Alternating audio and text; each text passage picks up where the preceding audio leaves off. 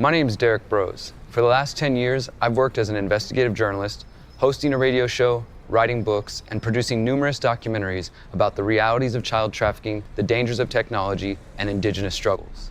Now, I aim to uncover whether there exists a network of individuals and institutions which ties these issues together.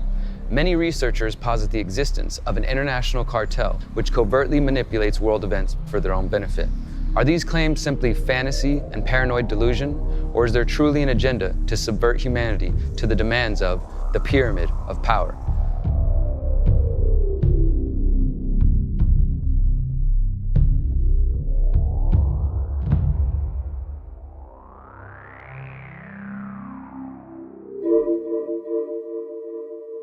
Chapter 10: The Foundations and the Nonprofit Industrial Complex. In this series, we highlighted a number of examples of institutions which use their wealth and influence to exert real-world power as they shape the world to their liking. These institutions include nonprofits, think tanks, philanthropic organizations, charities, and non-governmental organizations, or NGOs, which ostensibly act in the interest of the public good. These institutions, what we will refer to as the foundations, are a part of what has recently come to be known as the nonprofit industrial complex. The nonprofit industrial complex has been referred to as the network of privatized nonprofits that provide social service, usually with financial aid from corporations and government. It can also be described as a system of relationships between the state, the ultra-wealthy, the foundations, and nonprofit NGOs, social service, and social justice organizations that results in the surveillance, control, derailment, and everyday management of political movements. These tax-exempt foundations leverage wealth to fund or create movements which will follow their dictates, whether consciously or unconsciously. What is the nonprofit industrial complex? The term was popularized by the book The Revolution Will Not Be Funded, a collection of essays by activists, educators, and nonprofit staff from around the world. The essays were gathered together by the Insight Collective.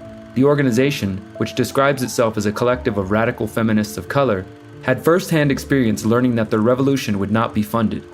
The organization took a trip to India with funding from the Ford Foundation and met many activist organizations who were accomplishing great things in their community without foundation grants. Quote, "When we saw that groups with much less access to resources were able to do amazing work without foundation funding, we began to question our reliance on foundation grants." This revelation led to the book The Revolution Will Not Be Funded and a 2004 conference which examined the history of nonprofits in an attempt to better understand how to organize in service of communities in need. These essays offer a wide range of criticisms of the nonprofit industrial complex, including that the government uses nonprofits to monitor and control social justice movements, diverts public monies into private hands through foundations, manages and controls political dissent, redirects activist energy into the nonprofit career rather than grassroots community organizing capable of actually transforming society, and allows corporations to mask their exploitative practices through so-called philanthropic work. Critics say that this world of foundations, masked as philanthropy, causes nonprofits to become more invested in the agenda of their benefactors rather than in the communities they claim to serve. Activists complain that once they join the world of the nonprofit industrial complex, they spend their time and energy writing grants, seeking money from big corporations and donors. Some activists feel this is the only way to get funding for projects, as opposed to continuously asking the community for funding. The first 8 chapters of our investigation has examined a number of these foundations which contribute to the nonprofit industrial complex. For example, we uncovered how the Rockefeller Foundation and their General Education Board, as well as the Carnegie Foundation, use their funds to shape the direction of education around the world. We saw that the Rockefeller Foundation shaped the direction of public health, and the Gates Foundation carry on this tradition, as seen by their immense influence on international health policy during the COVID-19 crisis. Finally, we also revealed how the Rockefeller Foundation has played an outsized role in designing the food systems around the world and continues to attempt to shape policy, as evidenced by their recent Reset the Table initiative. Remember that Reverend Frederick T. Gates, the business advisor to John D. Rockefeller Sr., who helped him found the Rockefeller General Education Board, wrote in his book, The Country School of Tomorrow, "In our dream, we have limitless resources, and the people yield themselves with perfect docility to our molding hand. The present educational conventions fade from our minds, and unhampered by tradition, we work our own goodwill upon a grateful and responsive rural folk. We shall not try to make these people or any of their children into philosophers or men of learning or of science. We are not to raise up among them authors, orators, poets, or men of letters. We shall not search embryo for great artists, painters, musicians, nor will we cherish even the humbler ambition to raise up among them lawyers, doctors, preachers, statesmen, of whom we now have ample supply. For the task we set before ourselves is very simple as well as a very beautiful one, to train these people as we find them to a perfectly ideal life just where they are. The Rockefeller funding of the General Education Board, later absorbed as part of the Rockefeller Foundation, was able to carefully craft education policy which achieved the goals of the foundation, and not necessarily the goals of the teachers and parents. Just as Rockefeller and his network of philanthropic organizations sought to influence and shape the direction of public education, they also sought to influence medical schools across the country. While the Rockefeller family used the General Education Board to manipulate America's education system, they also created the International Education Board to invest their money into national and international universities and medical schools which focused on drug-based research. While the Rockefellers played a large role influencing the medical schools and universities, it was the assistance of the Carnegie family that helped transform the industry via their funding, the infamous Flexner Report. In 1905, steel billionaire Andrew Carnegie founded the Carnegie Foundation for the Advancement of Teaching, or simply the Carnegie Foundation. The foundation was granted an official charter by the U.S. Congress in 1906, just as was done with the Rockefellers' General Education Board. The Rockefeller Foundation is still funding and guiding much of public health policy, but now they are joined by Bill Gates and the Gates Foundation. Gates has spent the last 2 decades mimicking the practices of the Rockefellers and ingratiating himself into nearly every aspect of global health. He is the #1 non-state funder of the World Health Organization, a huge contributor to Johns Hopkins University, the Wellcome Trust, and many other powerful health and medical organizations. Gates has continued the focus on treating symptoms of diseases and promoting vaccines. Together, the Gates and Rockefeller families and their partners in pharmaceutical firms are using the COVID-19 crisis as an opportunity to cement themselves as the de facto leaders and policymakers, despite not being employed by the governments who follow their orders. We have also outlined how the Rockefeller Foundation funded the so-called Green Revolution and the push for dangerous pesticides and genetically engineered foods. In 1943, Norman Borlaug, a plant geneticist, and his team of researchers traveled to Mexico and jump-started this shift. Borlaug was funded by the Rockefeller Foundation and the Ford Foundation. The actions taken by the Ford, Rockefeller, Carnegie, and Gates Foundations perfectly illustrate the problems of the nonprofit industrial complex. Now, we must examine the role played by non-governmental organizations. NGOs as weapons of control. Non-governmental organizations, or NGOs, are defined as organizations independent from government, typically a nonprofit serving some sort of humanitarian cause. Now, it should be obvious that not every NGO, think tank, or foundation is working against the will of the people. However, without a doubt, there are examples of these institutions being used to push agendas of foreign governments or militaries. Let's focus on the National Endowment for Democracy, or NED, and the United States Agency for International Development, or USAID. These organizations purport to be independent of government and only serving philanthropic causes, but history bears out a much different reality. Both USAID and the NED have been linked to countless regime change efforts abroad, including Egypt in 2013 and Ukraine in 2014. Journalist Tony Cartalucci reports on the deep ties between the NED and the national security apparatus. Quote, "But the NED board of directors includes many other characters with open ties to corrupt corporate financier interests and proven track records of eagerly promoting war and enabling US-backed regime change around the globe. The National Endowment for Democracy is using the promotion of democracy as the smokescreen while engaged in political interference and regime change abroad in the pursuit of serving the corporate interests represented by the board of directors and those who fund NED directly. The NED was created as a non-profit corporation via funding from USAID, which has also been accused of being a tool for conducting activities favorable to the Central Intelligence Agency under the guise of providing foreign aid. Both organizations have been involved in funding activist movements in countries which do not align with US policy. The concept of the endowment took shape as the country moved from the dark self-doubts after the Vietnam War into the new era of confidence in its own virtues and a conviction that democracy should be supported publicly and proudly without the secrecy that tainted the CIA's activities. "We should not have to do this kind of work covertly," said Carl Gershman, president of the endowment, who was an aide to Jean J. Kirkpatrick when she was the chief United States delegate to the United Nations. "It would be terrible for democratic groups around the world to be seen as subsidized by the CIA. We saw that in the 1960s, and that's why it has been discontinued. We have not had the capability of doing this, and that's why the endowment was created."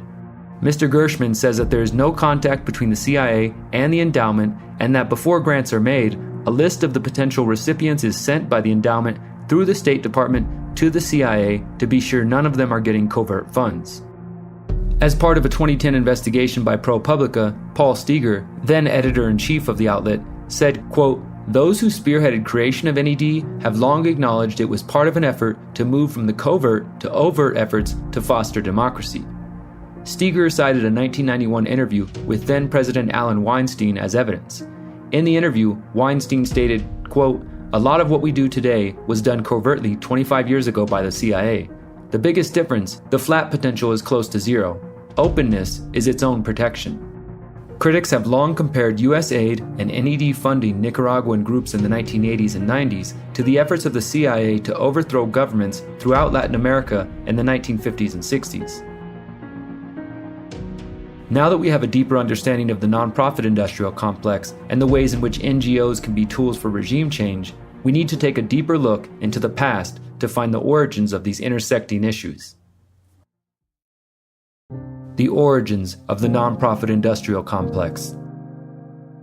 In April 1954, the 82nd U.S. Congress convened the Select Committee to investigate tax-exempt foundations and comparable organizations, known as the Reece Committee, to study foundations to see if they were involved in, quote, un-American and subversive activities for political purposes, propaganda, or attempts to influence legislation.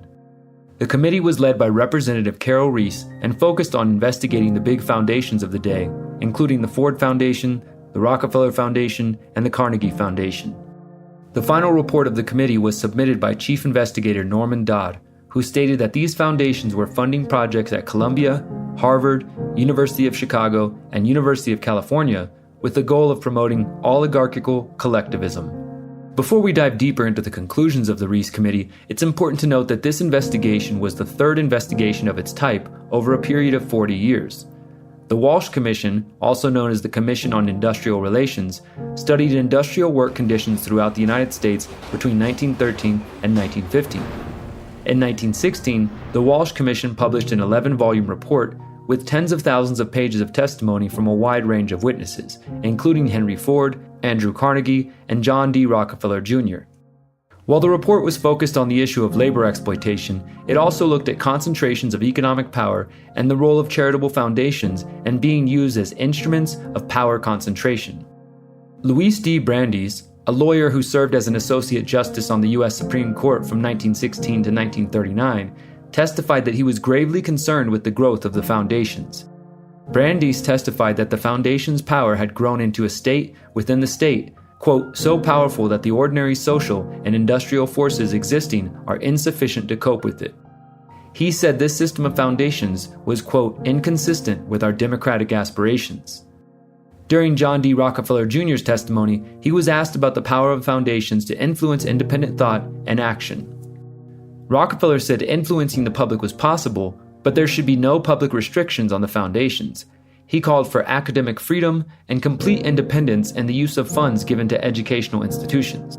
In response to this, Chairman Frank Walsh warned that granting of funds for schools might result in, quote, persons being educated to take the viewpoint, consciously or unconsciously, of the man or the foundation that gave the money. The final report of the Walsh Commission concluded, quote, as regarded the foundations, created for unlimited general purposes and endowed with enormous resources, their ultimate possibilities are so grave a menace, not only as regards their own activities and influence, but also the benumbing effect which they have on private citizens and public bodies, that if they could be clearly differentiated from other forms of voluntary altruistic effort, it would be desirable to recommend their abolition. Unfortunately, the recommendations were not followed, and another committee was convened in 1952, 2 years before the Reese Committee. This select committee to investigate tax-exempt foundations and comparable organizations, also known as the Cox Committee, named after Representative Edward E. Cox, also investigated the foundations. The Cox Committee was rather limited in scope and resources. Thus, in 1954, the committee was revived by Representative Carol Reese. Attorney Rene Wormser was a general counsel to the Reese Committee. He drafted the final majority report of the committee and published his findings in the 1958 book, Foundations, Their Power and Influence. In the preface to the book, Representative Reese wrote that the obstacles to the committee included, quote, the influential liberal press characterized by the New York Times, the New York Herald Tribune, and the Washington Post-Times Herald, who he said threw their editorial power against the committee. Reese also said that, quote, the bulk of the conservative press could not be unmindful of the enormous power of these foundations. Reese warned that the, quote, group of prominent men whose decisions would have to be judged by the committee's investigation extended even to the intimates of the White House. Reese said that the investigation revealed, quote, an unparalleled amount of power is concentrated increasingly in the hands of an interlocking and self-perpetuating group. Reese notes that a 1954 article in the New York Daily News reported that the committee had the, quote, almost impossible task of telling the taxpayers that the huge fortunes piled up by such industrial giants as John D. Rockefeller, Andrew Carnegie, and Henry Ford were today being used to destroy or discredit the free enterprise system which gave them birth. In his book, Mr. Wormser outlines how the Reese Committee used primary sources of foundation grants such as the Ford Foundation, the Rockefeller Foundation, and the Carnegie Corporation of New York, and examined secondary distributors of grant money, especially organizations such as the Social Science Research Council, the Institute of Pacific Relations, and the American Council on Education, which are supported by the major foundations. The investigation therefore included colleges, hospitals, churches, and other institutions which were recipients of money from foundations. The committee divided the organizations into 3 groups: those which are purely granting foundations, those which use their money for their own research and operations, known as operating foundations, and those which might be called intermediaries, clearinghouses, or retailers for other foundations. These charitable tax exemptions were intended to advance the public welfare by offering exemption for philanthropic purposes. Wormser notes that, quote, the increasing tax burden on income and estates has greatly accelerated a trend towards creation of foundations as instruments for the retention of control over capital assets that would otherwise be lost. In other words, from the very beginning of the creation of these foundations, very wealthy families were using them to avoid taxes, redistribute their wealth, and influence the public. Some of our largest foundations, established before the introduction of federal income and estate taxes, were created largely to glamorize a name not previously identified as conspicuously charitable, Wormser wrote. For example, Wormser notes that if the Ford family hadn't created a foundation, they would have been forced to sell a large part of their ownership of the Ford company to pay hundreds of millions of dollars in estate taxes they would be expected to pay upon the deaths of Henry and Edsel Ford. By creating a foundation, they were able to escape estate taxes on 90% of their fortune and retain voting control of the company. The investigation also dug into the then emerging field of social sciences and the ways in which the foundations were influencing education and political affairs. Quote, it is in the fields of education, international affairs, and what are called these social sciences that the greatest damage can be done to our society. For this reason, the Reese Committee confined its inquiry almost entirely to these areas, Reese wrote. In the end, Wormser believed the main contribution of the committee was to, quote, expose instances in which the promotion of political ends favored by foundation managers had been disguised as charitable or educational activity. When the report was finally released to the public, it was largely ignored or derided. Critics accused the committee of falling into paranoia and wasting time and money. Most major media failed to report on the actual conclusions of the Reese Committee and their warnings of attempts to promote oligarchical collectivism. The only journalist who bothered to report on the topic in a substantial manner was G. Edward Griffin. Griffin is known for his work exposing the Federal Reserve System and the medical cartel. Griffin interviewed Norman Dodd, who was the Congressional Director of Research for the Reese Committee, regarding his work for the committee and the final report. I came across this one document on the topic of tax-exempt foundations and their association with the Soviet Union shortly after World War II, And when I say association with the Soviet Union, I shouldn't say that. Their association with the Soviet ideology. I thought, what? Well, it didn't make sense to me. But as I read, I discovered, oh my gosh, there was a lot of interesting history there that I didn't know. And in particular, it was the history to the effect that after the end of World War II, some of the largest tax-exempt foundations, like the Carnegie Endowment for International Peace, for one, and the Ford Foundation, were publishing tracts written by Joseph Stalin and other communist writers and theoreticians, basically saying that the future belongs to communism and that capitalism must be destroyed or put to rest, replaced. And here were these giant tax-exempt foundations publishing these things and financing groups that were promoting these doctrines. And it naturally it upset a lot of people. William Randolph Hearst was one of them. And I didn't know any of this was going on, but Hearst even put a lot of front page editorials on his newspapers, headlines on the page about the communist influence of tax-exempt foundations. And who is this guy Stalin? Who are we? Why are we supposed to be following Stalin and so forth? So there was a public outcry as to what's going on with these tax-exempt foundations promoting communist propaganda. I didn't know that. But anyway, that was what happened, and that led to the formation of this committee, investigative committee into tax-exempt foundations. And so that's where I got into the scene. I was reading about that in these government documents put out by the House Committee on Un-American Activities, and that's where I saw Norman Dodd's name. Now, Norman Dodd was the chief investigator for that Reese committee.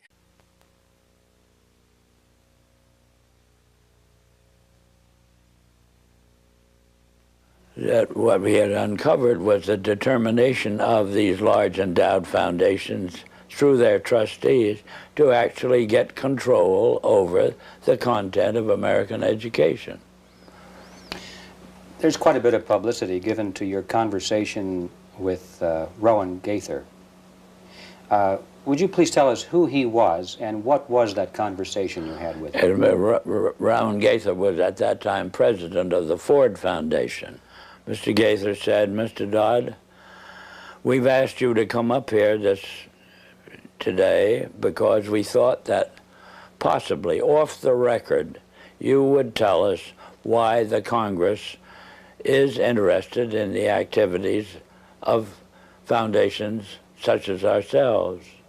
Before I could think of how I would reply to that statement, Mr. Gaither then went on voluntarily and stated, he said, Mr. Dodd, all of us that have a hand in the making of policies here have had experience either with the OSS during the war or the European Economic Administration after the war.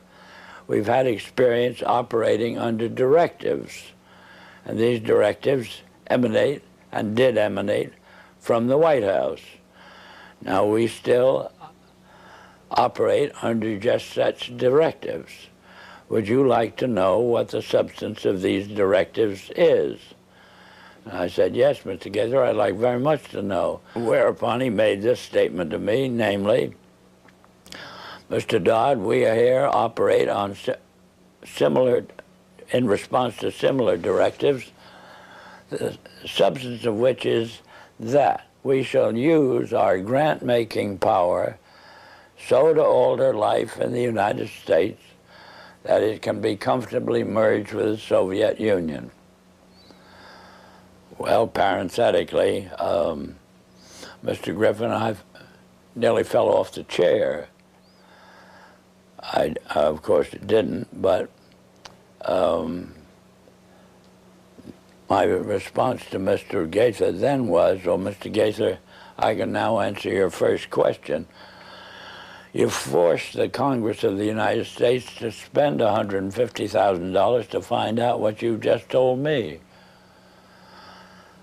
So why don't you I said, of course, legally you're entitled to make grants for this purpose.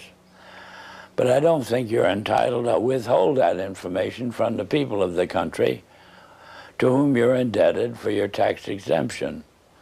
So why don't you tell the people of the country, that's what you told me? And his answer was, we would not think of doing any such thing. So then I said, well, Mr. Gaither, obviously, you forced the Congress to spend this money in order to find out what you just told me. As disturbing as the revelations exposed by Dodd, Rees, and Griffin were, they are not the only dark truths related to nonprofits and foundations. The Round Table Groups. In an upcoming episode of this series, we will tackle the issue of so-called secret societies. But for the moment, let's take a look at claims that certain public-facing nonprofits and foundations actually operate as representatives for groups which operate in the shadows. These groups, commonly known as roundtable groups, were first outlined by American historian and former Georgetown University professor Dr. Carroll Quigley in his book Tragedy and Hope: A History of the World in Our Time. In the book, Quigley outlines the history of Western civilization from 1860 to 1963. However, Quigley's version of events is based on the archives of the Council on Foreign Relations, one of America's oldest foundations which worked to steer international political affairs.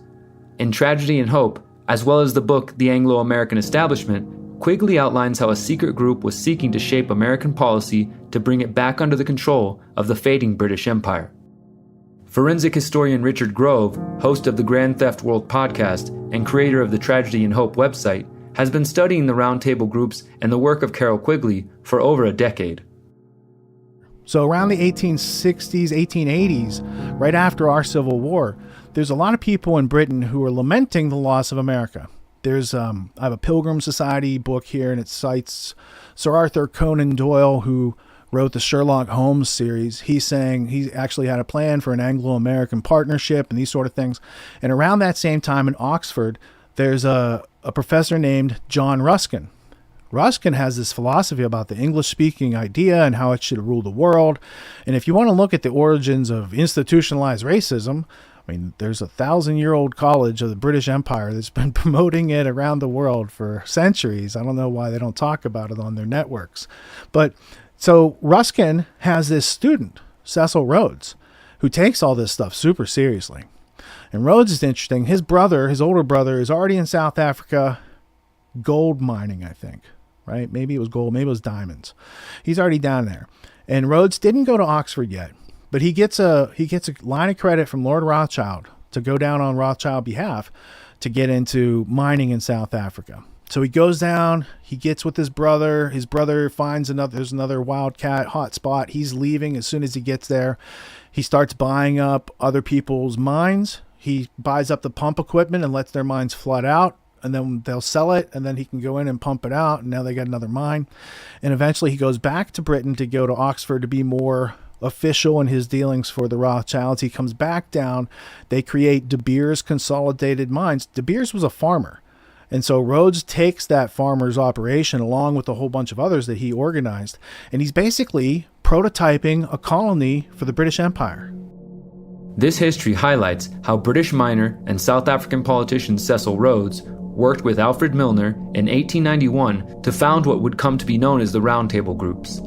The facilitation and directing of these groups would change hands over the years, but it was the death of Rhodes and his wills which created the Rhodes Scholarship Program at Oxford University, which has been used as a method to recruit new members of the roundtables and disseminate their ideas and accomplish their goals internationally. Using the roundtable group strategy, this loose organization of powerful interests operated with a hidden inner circle and a public outer circle. Many members of the roundtable groups have participated in the Rhodes Scholar Program before going on to positions of power and influence in government, finance, media, and the private sector. The groups include the Royal Institute of International Affairs, also known as Chatham House, the aforementioned Council on Foreign Relations, the Trilateral Commission, and more recently, groups like the World Economic Forum. While most of the groups Quigley mentions tend to be associated with the left wing of American politics, there are also secretive organizations which carry a conservative focus, including the Council for National Policy, which has also been compared to the Council on Foreign Relations. Tragedy and Hope also discussed the role of the leaders of central banks of several nations and how the international banking cartel plays a major role in shaping public policy. We will explore this claim in an upcoming episode of this series. While Quigley did criticize certain interpretations of his work, he also openly acknowledged that there was a conspiracy at work. In Tragedy and Hope, Quigley writes, quote, "This radical right fairy tale, which is now an accepted folk myth in many groups in America, pictured the recent history of the United States in regard to domestic reform and in foreign affairs as a well-organized plot by extreme left-wing elements. This myth, like all fables, does in fact have a modicum of truth. There does exist, and has existed for a generation, an international Anglophile network which operates, to some extent, in the way the radical right believes the communists act. In fact, this network, which we may identify as the roundtable groups, has no aversion to cooperating with the communists or any other group, and frequently does so. I know of the operation of this network because I have studied it for 20 years and was permitted for 2 years in the early 1960s to examine its papers and secret records. I have no aversion to it or most of its aims, and have, for much of my life, been close to it and to many of its instruments. I have objected both in the past and recently to a few of its policies, but in general, my chief difference of opinion is that it wishes to remain unknown, and I believe its role in history is significant enough to be known." So what Rhodes is doing down there is he's fulfilling the John Ruskin, Oxfordian, English-speaking idea world government part, but he's also meeting the ideas and needs of the Freemasons. And as we'll learn soon, he also helped to meet the needs of the Zionists. And once you combine those groups together, there's a whole lot of people working against America that America never really took a look at, and sometimes aids as their partners. So Rhodes, he dies at like age 40 or 41. He dies in 1902. And he's famous for having had many last wills and testaments. So there's various versions. He wrote his first one at Oxford under Ruskin, and he carried it around in his jacket along with one of Ruskin's speeches on the English-speaking idea. And then he went through various other versions. In the earlier versions, he's giving his great deal of wealth back to Lord Rothschild, who sponsored him. Makes a lot of sense. Then there was a little scrutiny on that, so they took Rothschild off of like being the executor or the recipient, and they put Lord Rosebery, Lord Rothschild's son-in-law. He's got a different last name. Let's put him in there, right?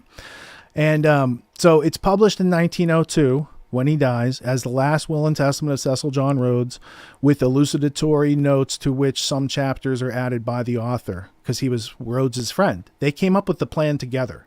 So the guy who wrote the book, William T. Stead, was in charge of the review of reviews, was a big roundtable hub in Britain.